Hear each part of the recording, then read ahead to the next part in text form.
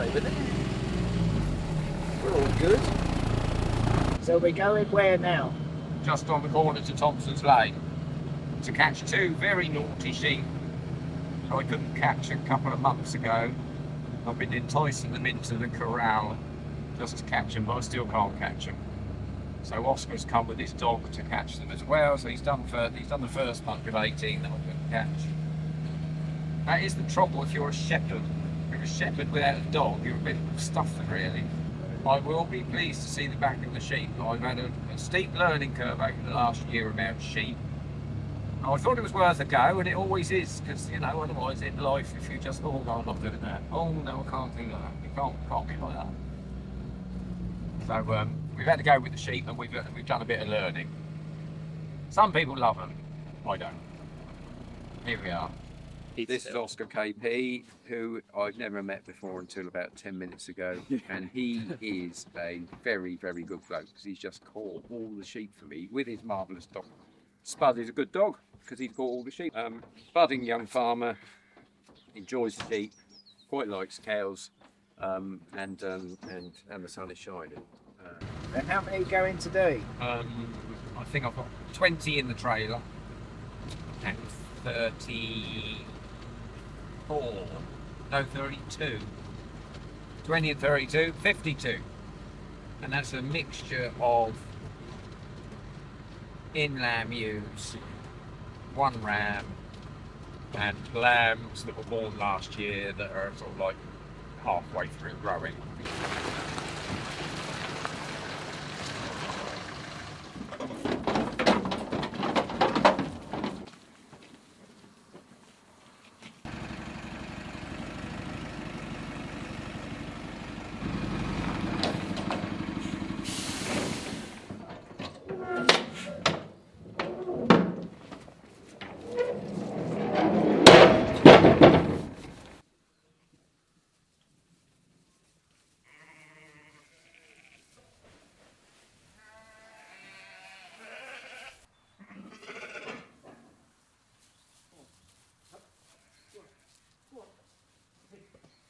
We're 2025 now, and we got involved in a few sheep just over a year ago. My wife kept telling me we ought to try a few sheep, and so we bought a few sheep.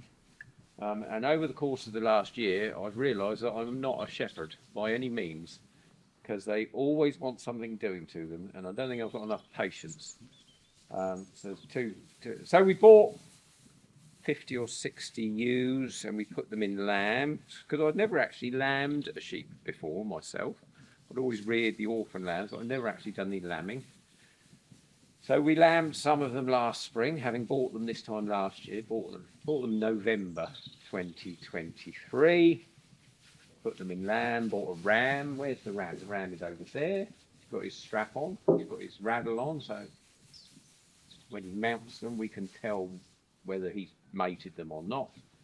But lambing is not for me. So we encountered various problems on the way. Pregnancy toxemia was one of them. And lameness is another one. And shearing, we had to learn how to shear a sheep. Could have paid someone to shear the sheep. On the previous video, we learned how to shear sheep, so we keep going with the learning on the shearing of the sheep. Quite enjoy it. Getting there slowly. never professionally sheared, but we've got a fleece there and a bald sheep there, so it kind of works. But having learned that I'm not a shepherd, cows seem to be much easier, so the sheep are just being sold.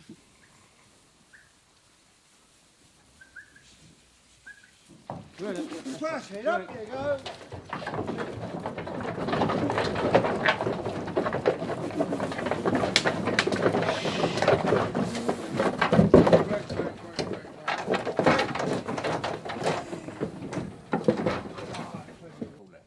Yeah, it's better to have 20 here than it is 6. Just like that.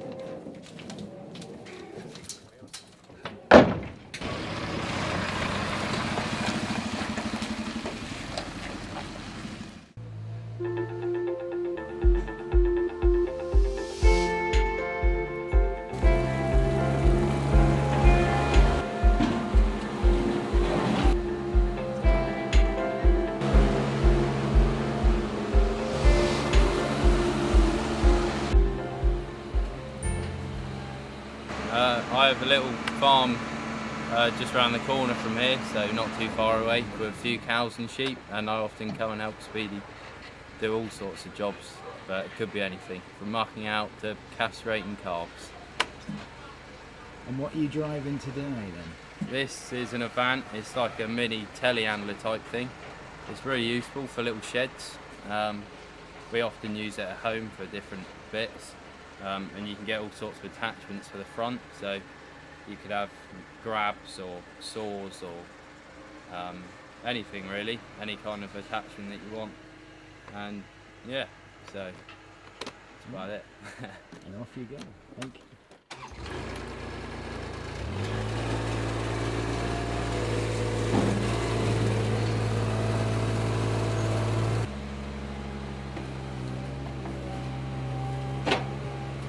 A bit pile done, isn't it? I'm friends with Michael Speedy and I come and help Michael out on his farm. And do you like it? Yeah, I like it here. Yeah. Thank you very much.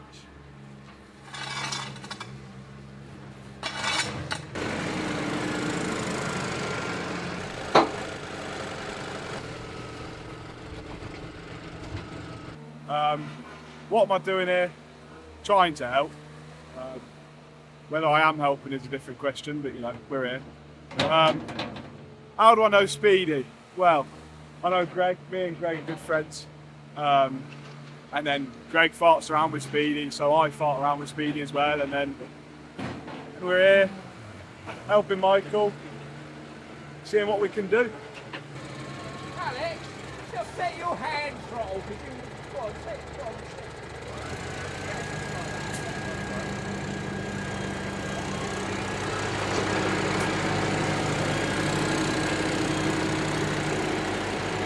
We got Alex, who is obviously the much better looking of the comedy duo.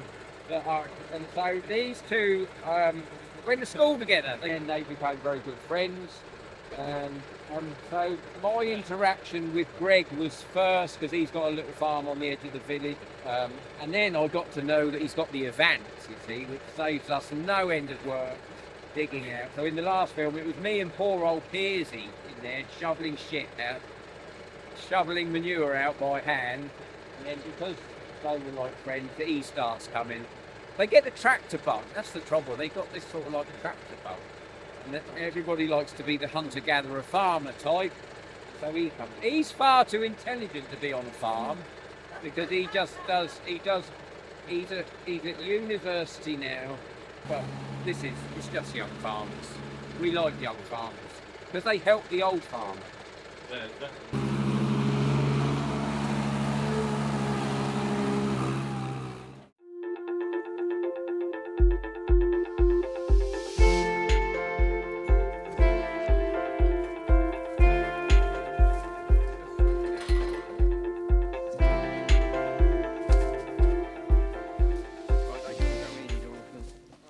Jonathan comes from Glanfield and has been coming now for about 4 or 5 weeks or 6 weeks, since before Christmas, which was quite good because he bought me a Christmas present. It's been fun. There's been days where I've been working hard, tired, but I've enjoyed my time here, and I've been going to Sparshot for, well, since about September, and I've learnt a lot, from coming here as well. It's been a good experience. I've been working for Speedy for just over a year now. We're gonna do some dehorning at the minute. So these in here are Angus's, and then those have all horns, so they're all different mixtures of breeds. Yes, his brother used to come, and he obviously didn't put her off, so she's coming too now. You're local? Yeah, just up in Denley. Oh, lovely. Like round the corner. Got another farm up there. And then we used to come and do cow runs for Speedy, so he's always been about. So we are going to dehorn some calves today. One of the most useful skills that I learnt when I was at Sparshot College. Actually before Sparshot. I did day release, which was like old style apprenticeship, when we used to go to the Fareham Tertiary College, and lecturers from Sparshot would come out and teach us, and one of the first skills they taught us was how to dehorn and castrate calves. That was back in 1985. So I've been doing it a long time. Extremely useful skill. The vets won't like me saying this, but it does help to save money, so you don't have to pay the vet to do it, because there'll be £100 and something an hour when they come on your farm with a call-out fee plus the drugs. So if we can save a few quid, we will do. So we selected a bunch here today. All got little horn buds, like a Limousin or a blonde Aquitaine, which we've got here. We'll have horn buds, so we need to take them off, because horns get very, very nasty when they get older. Not only to us, the stockmen working in and around them, don't want to horn up the jacksie, and to each other. They could easily tear each other open, especially when they're feeding at feed troughs. Are they boys or girls? They could be either. So just because a cow has horns doesn't mean it's a boy or a girl. It can be either sex. Yeah. People usually automatically assume because it's got horns it must be a bull. No, it can be female.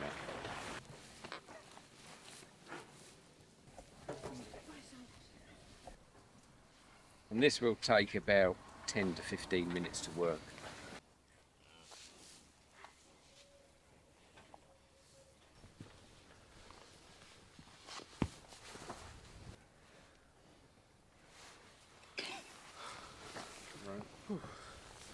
Have you done both sides? Yeah. 4, 5, 6, 7, 8. Yeah, that's number 11. Oh, number 11. Right. So we've got one more to go for. Yeah. Push his bum.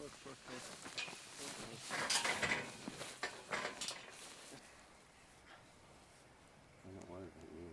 I don't care how uncomfortable you are. So it runs on gas. It's ever so easy. We don't have to have a... You can have a tray, you can have an electric one, you can plug it in, but then you have to deal with a trailing lead when you're trying to chase the calves around, so that doesn't go very well. You can have a gas one with a bottle, but obviously you've got a bottle and a flex running from it to the hand piece, so that's kind of like tricky too, and that is like a flame. Like straight away. And the other way you can dehorn a calf is with a bit of paste. So I guess you can still get caustic paste. So I don't know anybody that uses it much.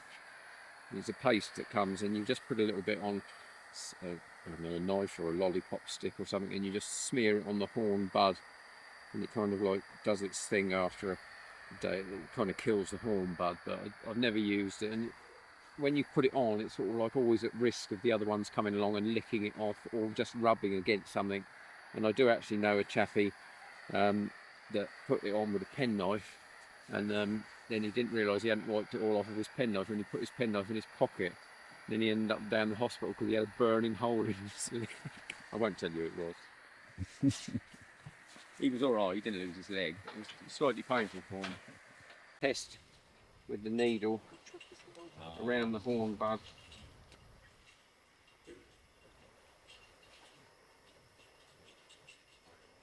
And he's not feeling any of that. If you prick him on, if you draw a little bit of blood, that's kind of fine, because that, you know, you then know that he really is dead. Put that leg in underneath where this is, one down the... These are showing quite a good horn bud. I mean, officially we should see. There's a bit of blood, so I pricked him in the head, and he's fine.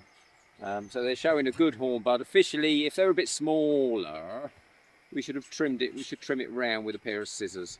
But these are showing quite nicely, so that's kind of fine. So we'll put it on there to start with. Line it up and just put a little bit of pressure on it. And the other thing, he sort of wriggles there a bit now, but when there's a man stood here and he can hear this buzzing away and then he can smell smoke coming from his head and he can feel pressure, he's going to move a little bit. It doesn't mean to say he's in pain, he just can feel something on his head that the nasty man and two people holding him. And so it doesn't mean it's always hurting, it just means he wants to get away.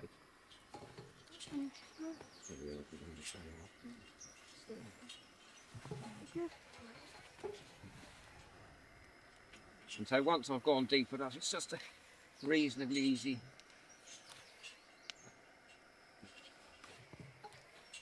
There it is in there.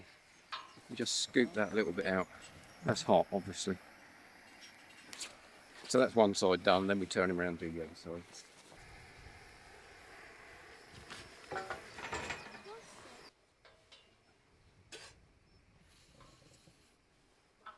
Good. So that's, yeah. So that's just a bit of antiseptic spray. And being there, so obviously comes out like freezing cold. So it acts as a bit of a coolant as well, which is quite nice because obviously he's had his head burnt.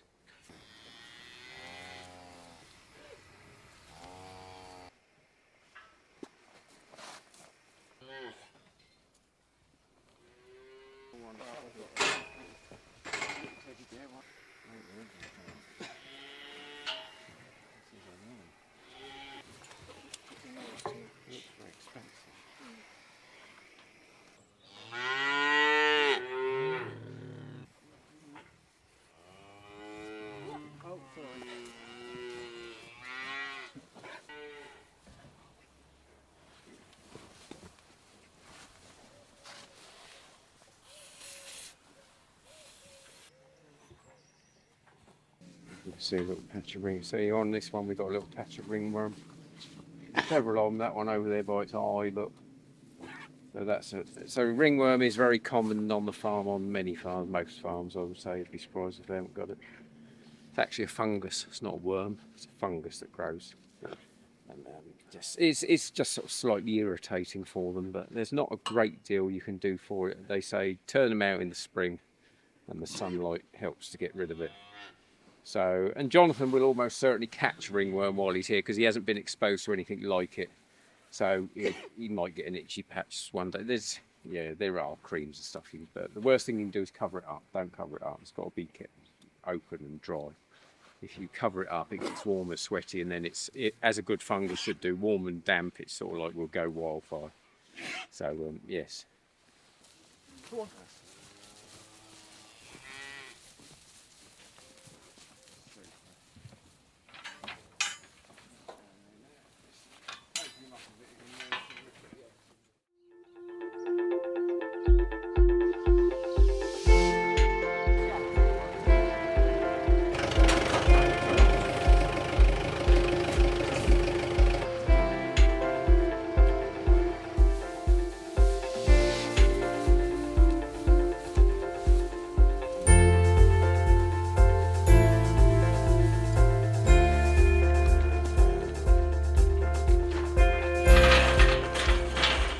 So with TV test, this is a whole herd test for my hobby herd of pedigree. Yeah, some of them are actually. Kerry cows. And I kind of compare them. They're like a small black Jersey really, but they're a Kerry breed. They're all Irish. I'm half Irish. So I was kind of conned into buying these really by Mr. Jones, the farmer there. He was looking after them for somebody. And they wanted to get rid of them, and he said, Speedy, you've got to buy them because you're half Irish, which I fell for. Richard still looks after it for me, enjoys every minute of it, gives him something to get up out of bed for in the morning, never regretted doing it. But really they should be surviving on the side of a mountain in Ireland on very little. They live here in a shed and they've got haylage and they're well bedded down, so they've got the life of Riley really. The bull is 15 years old, he's just trotted through, he's been done.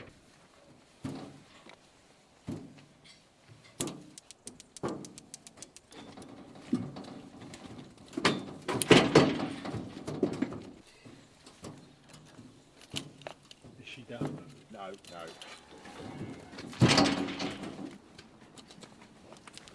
They might hold, mightn't they?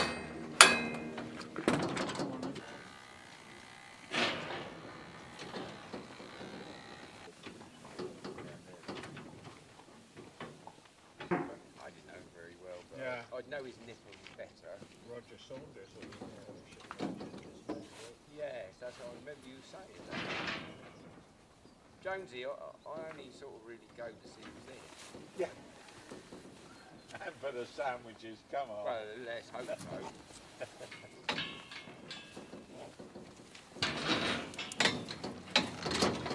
That was a rather sad thing. Years ago, I was at a funeral with an Ian Barrett. Ian, right? I can't get round.